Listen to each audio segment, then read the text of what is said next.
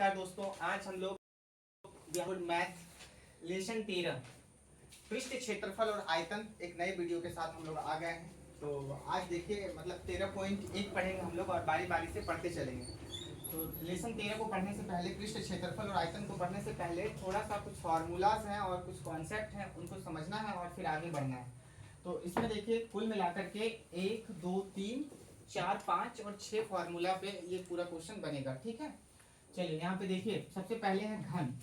घन घन किससे बनता है? घन बनता है वर्ग से। किससे बनता है? वर्ग से। जब हम दो वर्ग को जोड़ते हैं, ये एक वर्ग है, ये क्या है? एक वर्ग है। और फिर ये एक क्या है? एक वर्ग है। जब दो वर्ग को आपस में हम ऐसे जोड़ते हैं तो ये क्या बन जाता है? घन बन जाता है। और घन पे क्वेश्चन पूछा जाता है एग्जाम में। ये एक घन है। घन की लंबाई, चौड़ाई, ऊंचाई सब क्या होता है? समान होता है, बराबर होता है। और घन की भुजा को हम लोग ए मान लेते हैं, चाहे हम लोग एल मान लेते हैं, कुछ भी मान लेते हैं, ए या एल। सारे बच्चे इधर ध्यान से देखिए। घन घन ऐसे ही बनता है, ये घन का फिगर है। घन का आयतन, तीन चीजों को जानना है। घन का आयतन होता है भुजा का क्यूब। भुजा गुना भुजा गुना भुजा, है ना। भुजा को ही हम लोग ए बोलते हैं या एल बोलते हैं। तो ए का क्यूब हो सकता है या एल का क्यूब हो सकता है। तो घन का आयतन का सूत्र क्या होता है? ये घन है, ये फिगर घन, और इसका आयतन होता है ना, इसका अंदर बहुत खाली स्थान रहता है, उसी को आयतन कहते हैं। घन का आयतन का सूत्र क्या होता है? भुजा का क्यूब, याद रखिएगा। घन का संपूर्ण पृष्ठ क्षेत्रफल क्या होता है? 6 गुना भुजा का स्क्वायर। 6 गुना भुजा का स्क्वायर। भुजा को ए बोल सकते हैं, इसीलिए ए का स्क्वायर, यानी 6 इंटू ए का स्क्वायर। इस बात को याद रखिएगा। फिर घन का एक होता है विकर्ण, है ना। घन का क्या होता है? एक विकर्ण होता है। जिस घन का विकर्ण का फॉर्मूला क्या होता है? √3 गुना भुजा, या इसको हम लोग ऐसे लिख सकते हैं √3 इंटू ए। √3 इंटू ए, है ना, √3 इंटू ए। तो घन का विकर्ण का सूत्र क्या होता है? √3 गुना भुजा। तो ये घन हो गया। चलिए घनाभ। घनाभ कैसे बनता है? ध्यान से देखिए। दो आयत को आपस में मिलाइए। देखिए ये एक आयत है और ये देखिए ये भी एक आयत है। जब मैं दो आयत को आपस में ऐसे जोड़ता हूं तो ये क्या बन जाता है? ये बन जाता है घनाभ। और ये देखिए, ये यहाँ से लेकर यहाँ तक कोई लंबाई बोलते हैं, है ना। ये इसकी ऊंचाई होती है और ये इसकी चौड़ाई होती है। यानी कि घनाभ में लंबाई, चौड़ाई और ऊंचाई होती है। सारे बच्चे ध्यान से देखिए। घनाभ लंबाई को एल से दिखाते हैं, चौड़ाई को बी से दिखाते हैं और ऊंचाई को एच से दिखाते हैं। लंबाई, चौड़ाई और ऊंचाई। चलिए घनाभ का आयतन क्या होता है? बस लंबाई, चौड़ाई और ऊंचाई को आपस में गुना कर दीजिए, वही घनाभ का आयतन है। घनाभ का आयतन लंबाई गुना चौड़ाई गुना ऊंचाई।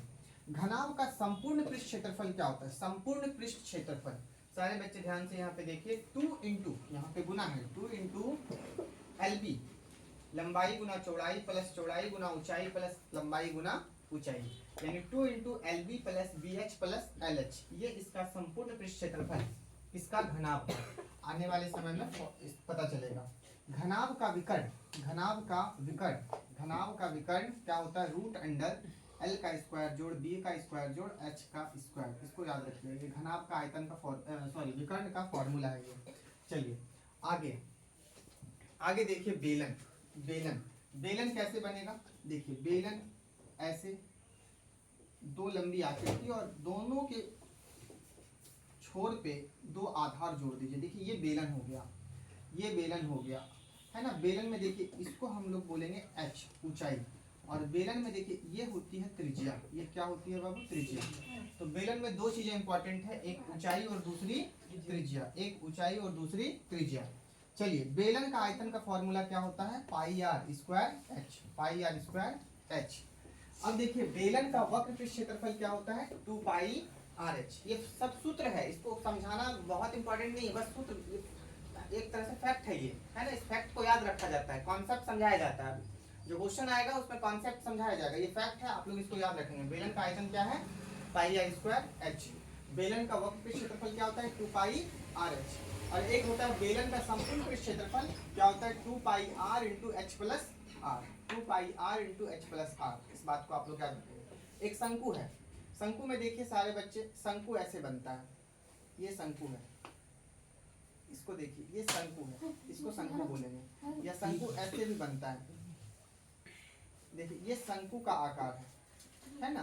देखिए ये इसका आधार होता है और ये देखिए इसकी ऊंचाई होती है, और ये इसकी जो होती है त्रिज्या होती है, और ये इसका जो होता है वो एल होता है। शंकु में तीन चीजें होती हैं, बेलन में दो, ऊंचाई और त्रिज्या, घनाभ में लंबाई चौड़ाई और ऊंचाई, घन में केवल भुजा, है ना। इस प्रकार से शंकु में जो है ऊंचाई भी होती है, त्रिज्या भी होती है और तिर्यक ऊंचाई भी होती है। इसको तिरछी ऊंचाई या तिर्यक ऊंचाई कहते हैं। देखिए ये इसका आधार है, आधार में होगा त्रिज्या, ये इसका त्रिज्या है, यहां से लेकर यहां तक को हम क्या बोलेंगे, ऊंचाई बोलेंगे। और ये जो तिरछी लाइन दिख रही है इसको ही हम लोग क्या बोलेंगे, एल बोलेंगे। क्या बोलेंगे, एल, तिर्यक ऊंचाई, इसको नाम देते हैं तिर्यक ऊंचाई।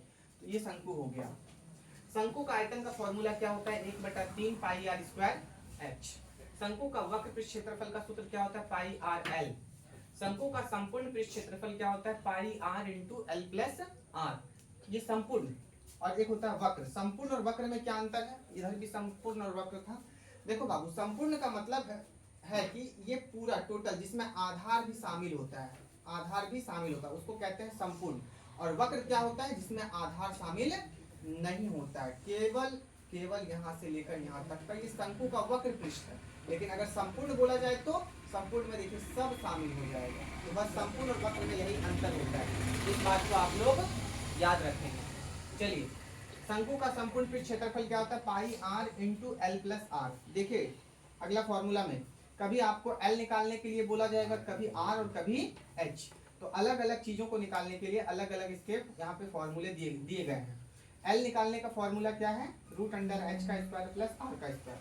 आर निकालने का सूत्र क्या है, रूट अंडर एल का स्क्वायर माइनस एच का स्क्वायर। एच निकालने का सूत्र क्या है, एल का स्क्वायर माइनस आर का स्क्वायर। जब क्वेश्चन बनाएंगे तो आपको फिर यहाँ पे समझ में आने लगेगी चीजें। अब देखिए आते हैं गोला, 5वां नंबर में। गोला कैसे बनता है, देखिए कटोरे के आकार का होता है गोला, कटोरे के आकार का होता है। ये तो हो गया अर्धगोला, लेकिन इसी के ऊपर एक और कटोरा लगा दूं तो ये हो जाएगा अर्धगोला। और गोला में जो है वो क्या होता है, त्रिज्या होता है, त्रिज्या। ये गोला बन गया, दो अर्धगोलों को जोड़कर क्या बनता है, गोला बनता है। तो ये गोला बन गया। अब देखिए गोला का आयतन क्या होता है, 4/3 pi R cube, 4/3 pi R cube. और गोला का संपूर्ण पृष्ठ क्षेत्रफल या वक्र पृष्ठ क्षेत्रफल एक ही होता है, जिसको क्या बोलते हैं, 4 pi R square, 4 pi R square. गोला का दो सूत्र आप लोग याद रखेंगे। एक होता है अर्धगोला। अर्धगोला कैसे बनेगा, बस एक कटोरा बना दीजिए और इसमें एक आधार जोड़ दीजिए, ये हो गया इसका अर्धगोला। अर्धगोला, इसकी भी त्रिज्या आर होती है। बस अर्धगोला में भी केवल त्रिज्या, गोला में केवल त्रिज्या, शंकु में त्रिज्या ऊंचाई और तिर्यक ऊंचाई, बेलन में ऊंचाई और त्रिज्या, है ना। घनाभ में लंबाई ऊंचाई और चौड़ाई, और घन में केवल भुजा होता है, मतलब केवल ए होता है। अर्धगोला, देखिए ये अर्धगोला का आयतन क्या होता है, गोला का आयतन क्या होता है, 4/3। तो आधा गोला का आयतन क्या हो जाएगा, इसका आधा। यहाँ 4 है तो यहाँ 2/3 हो जाएगा पाई आर क्यूब, यहाँ 4/3 तो यहाँ 2/3 पाई आर क्यूब। अर्धगोला का वक्र पृष्ठ क्षेत्रफल, वक्र पृष्ठ क्षेत्रफल में देखिए केवल ये आएगा, आधार नहीं आएगा। तो केवल अगर ये आएगा, केवल ये आएगा तो इसका फॉर्मूला जाएगा 2 पाई आर स्क्वायर। बहुत सिंपल है। और अर्धगोला का संपूर्ण पृष्ठ क्षेत्रफल, संपूर्ण पृष्ठ क्षेत्रफल में देखिए ये आधार का भी क्षेत्रफल आ जाता है, इसको वृत्त भी कहते हैं। तो वृत्त का क्षेत्रफल होता है पाई आर स्क्वायर, यानी कि इसका भी क्षेत्रफल और इसका भी क्षेत्रफल, दोनों को क्षेत्रफल को जोड़ के हम बोलते हैं संपूर्ण। संपूर्ण का मतलब टोटल, संपूर्ण का मतलब टोटल। संपूर्ण पृष्ठ क्षेत्रफल क्या हो जाएगा, 3 पाई आर स्क्वायर। तो ये थे इसके कुछ फॉर्मूले। अब हम लोग क्वेश्चन की ओर बढ़ते हैं, वीडियो को पोस्ट करो। अब हम लोग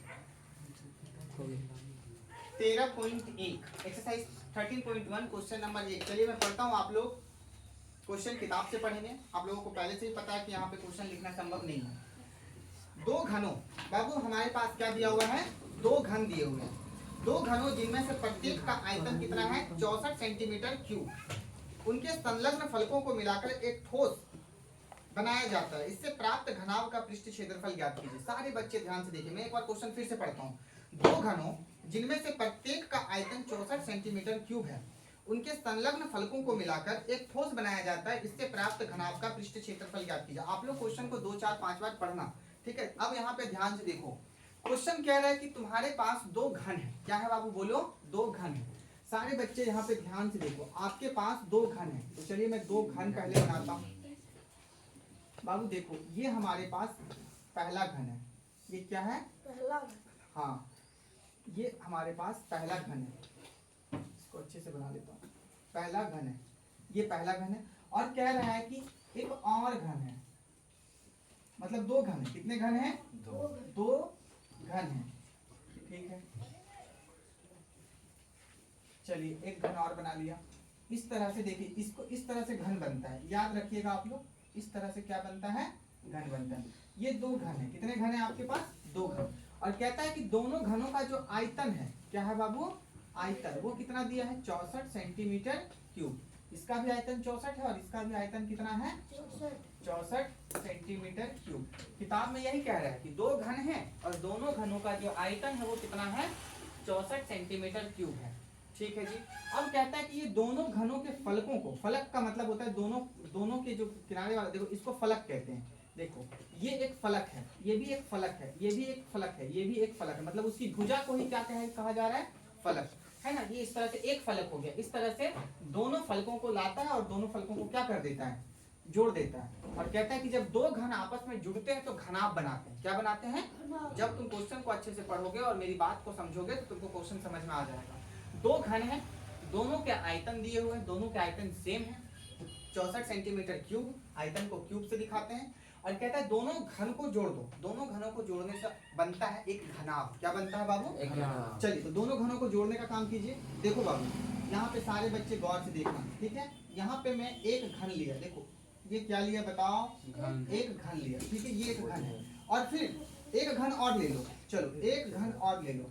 देखो यहाँ कैसे मैं ले रहा हूँ, एक घन और ले लो, ठीक है। देखो एक घन और ले लो, देखो ये मैंने एक घन ले लिया, ठीक है, एक घन ले लिया। फिर से देखो कैसे मैं ले रहा हूँ, कहाँ से ले रहा हूँ, गौर से देखना, ठीक है। देखो ऐसे करके और सबको मिला दो। देखो यहाँ पे 2 घन है, यहाँ कितने घन है? 2 घन। आपस में देखो इसको जोड़ दोगे तो ये क्या बन जाएगा? घनाभ बन जाएगा। सारे बच्चे यहाँ पे ध्यान से देखो, ठीक है। और कहीं है? ये हाँ, देखो एक घन, अगर मैं इसको बीचों बीच ऐसे काट दूं तो तुमको एक घन इधर दिखेगा, मतलब यहाँ से एक घन तुमको इधर दिखेगा और एक घन इधर दिखेगा। और दोनों घनों को जब मैंने क्या कर दिया? जोड़ दिया, तो ये क्या बन गया बताओ? घनाभ। ये क्या बन गया बताओ? घनाभ। तो याद रखना 2 घनों को जोड़ने से क्या बनता है?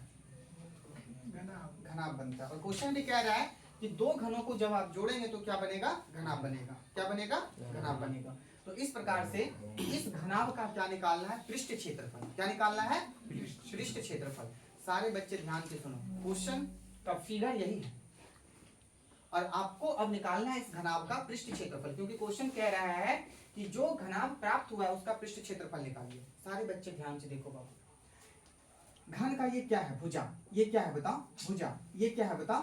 भुजा। ये क्या है बताओ? भुजा। और घन की सभी भुजा आपस में क्या होती है? बराबर। लेकिन देखो बाबू ये घनाभ है, घनाभ में देखो लंबाई सबसे बड़ा होता है। क्या होता है बताओ? लंबाई सबसे बड़ा होता है। यहाँ से लेकर यहाँ तक घन की भुजा, यहाँ से लेकर यहाँ तक घन की भुजा, लंबाई बढ़ गया। लंबाई क्या हो गया बताओ? बढ़ गया। लेकिन देखो घन की चौड़ाई और घनाभ की चौड़ाई नहीं बढ़ा, ऊंचाई भी नहीं बढ़ा, मतलब ऊंचाई और चौड़ाई नहीं बढ़ा। सारे बच्चे ध्यान से सुनो, सारे बच्चे ध्यान से सुनो, चलो सारे बच्चे यहाँ पे ध्यान से सुनो। ये हमारा घन है, घन का लंबाई हो, चौड़ाई हो या ऊंचाई हो, सब आपस में क्या होता है बताओ? बराबर। क्या होता है? बराबर। लेकिन घनाभ का लंबाई कुछ होगा, चौड़ाई कुछ होगा और ऊंचाई कुछ होगा।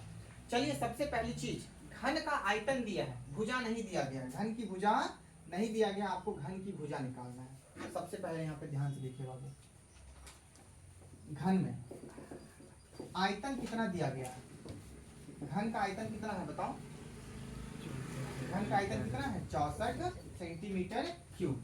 तो घन का आयतन का फॉर्मूला क्या होता है बताओ?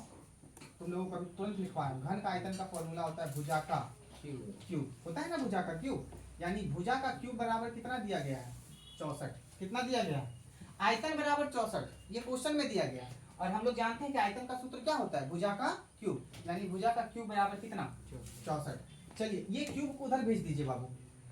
तो ये क्यूब को जब मैं उधर भेजूंगा तो क्या होगा? रूट अंडर, मतलब घन का रूट 64 का 64। चलिए सारे बच्चे ध्यान से सुनो, जब भी क्यूब उधर जाता है तो घन रूट होता है। क्या होता है? घन रूट। अब इस 64 को तोड़ दीजिए, 4 गुना 4 गुना 4, 4 चौक 16, 16 चौक 64। अब 3 का पेयर लगेगा, क्योंकि यहाँ देखिए 3 है, घन है, 3 ठो का पेयर लगेगा तब 1 ठो बाहर होगा, यानी कि भुजा बराबर कितना, भुजा निकालना जरूरी है 4, यानी भुजा कितना निकल गया 4। किसका भुजा 4 निकला, घन का। किसका भुजा निकला 4 बताओ, घन का भुजा निकला 4। अब सारे बच्चे ध्यान से सुनो, सारे बच्चे ध्यान से सुनो। अब इसी दोनों घनों को हम जोड़ के क्या कर दिए, एक घनाभ बना दिए। बाबू तो यहाँ ध्यान से देखो, यहाँ से लेकर यहाँ तक क्या है, घन की भुजा, और यहाँ से लेकर यहाँ तक क्या है बताओ, घन की भुजा। और भुजा कितनी है 4, यहाँ भी भुजा कितनी है 4। बाबू देखो यहाँ से लेकर यहाँ तक ये क्या है, घन की भुजा, और यहाँ से लेकर यहाँ तक ये क्या है बताओ, घन की भुजा। सारे बच्चे ध्यान से देखो, सब जगह भुजा है, और भुजा निकला कितना है 4। कितना निकला है बताओ 4। सारे बच्चे यहाँ पे ध्यान से देखना, 2 घन देखो, यहाँ पे तुम अगर इसको तोड़ोगे ऐसे तो एक घन इधर एक घन इधर, इस घन की भुजा देखो कितना 4, देखो यहाँ 4, यहाँ भी 4। अब ये दोनों को जब मैं जोड़ दूंगा तो ये वाला और ये वाला लंबाई बढ़ जाएगा, लंबाई क्या हो जाएगा, तो ये घनाभ की लंबाई कितनी हो जाएगी बताओ, घनाभ की लंबाई कितनी हो जाएगी, 4 और 4 दोनों ये क्या हो जाएगा देखो ना, यहाँ से लेकर यहाँ तक और यहाँ से लेकर यहाँ तक, यहाँ से लेकर यहाँ तक 4 और यहाँ से लेकर यहाँ तक 4, 4 और 4 कितना हो जाएगा 8। घनाभ की लंबाई कितनी हो गई 8। फिर देखो ये देखो यहाँ पे ये चौड़ाई है, ये क्या है चौड़ाई, चौड़ाई कितनी हो जाएगी, चौड़ाई कितनी हो जाएगी बताओ, ये सिर्फ चौड़ाई है, इधर आ जाएंगे तो ये ऊंचाई हो जाएगा। चौड़ाई कितनी है बताओ ना जी 4 सेंटीमीटर, चौड़ाई 4 सेंटीमीटर। और फिर ऊंचाई, ऊंचाई कितनी है बताओ 4 सेंटीमीटर। मतलब घनाभ का लंबाई भी मालूम चल गया, चौड़ाई भी मालूम चल गया, ऊंचाई भी मालूम चल गया। सारे बच्चे देखो क्वेश्चन क्या पूछ रहा था, क्वेश्चन आपको बताया कि घन है, घन का आयतन है, आयतन से आप निकाल लो भुजा, क्या निकाल लो भुजा, और फिर इसी भुजा से एक घनाभ बना दो और घनाभ से निकाल लो क्या, लंबाई चौड़ाई और ऊंचाई। और इस प्रकार से देखो लंबाई चौड़ाई और ऊंचाई हमको मालूम चल गया। अब यहाँ लिखेंगे अब क्या घनाभ, कहाँ बाबू घनाभ, लंबाई कितना 8 सेंटीमीटर, पता चल रहा है 8 कैसे हुआ, सो 4 और 4 को जोड़ के, बाकी चौड़ाई नहीं बदलेगा, ऊंचाई भी नहीं बदलेगा, ठीक है। चौड़ाई कितना 4 सेंटीमीटर और ऊंचाई कितना 4 सेंटीमीटर। अब घनाभ का लंबाई चौड़ाई ऊंचाई मालूम चल गया। अब क्वेश्चन क्या कह रहा है, क्वेश्चन को पढ़ोगे तो कहेगा कि जो घनाभ मिला है ना उसका क्या निकालिए, पृष्ठ क्षेत्रफल, क्या निकालिए पृष्ठ क्षेत्रफल। तो चलिए मैं यही बनाता हूँ। अब घनाभ का पृष्ठीय क्षेत्रफल, फॉर्मूला क्या होता है तुम लोग लिख के आए हो, 2 into LB plus BH plus और LH, ये फॉर्मूला है, ठीक है। तुम लोग अपने कॉपी में देखना, पृष्ठ घनाभ का पृष्ठ क्षेत्रफल क्या होता है 2 into LB plus BH plus LH, ठीक है। चलो 2 L कितना है बताओ, लंबाई कितनी है 8, दोनों के बीच गुना रहता है। चौड़ाई कितनी है 4, फिर प्लस चौड़ाई कितनी है 4, ऊंचाई कितनी है 4 प्लस, देखो यहाँ पे प्लस होगा, लंबाई कितनी है 8 गुना ऊंचाई कितनी है 4। तुम लोग कुछ बोलो, तुम लोगों को समझ आ रहा है कि नहीं, अभी आ रहा है। चलो 8 चौक 32 गुना कर दो, 4 चौक 16, 8 चौक 32, 2 देखो गुना है यहाँ, सबको जोड़ दो, 2 और 6 8 और 2 10, फिर 0 हाथ में 1 3 1 4 4 और 3 3 और 1 4 4 और 3 7 7 और 1 8 80। अब 2 को 80 से गुना कर दो 160, 2 को 80 से गुना करेंगे 160 सेंटीमीटर स्क्वायर। यही आपका फाइनल आंसर है। इस घनाभ का जो पृष्ठ क्षेत्रफल निकलेगा वो कितना निकलेगा 160 सेंटीमीटर। पहला क्वेश्चन यहाँ पे क्या होता है कंप्लीट। तो कैसा लगा वीडियो आप लोग कमेंट करके बताइए, अच्छा लगा तो लाइक शेयर सब्सक्राइब कर दीजिए और दोस्तों तक इसको फैलाइए। बहुत बहुत धन्यवाद आप लोगों को।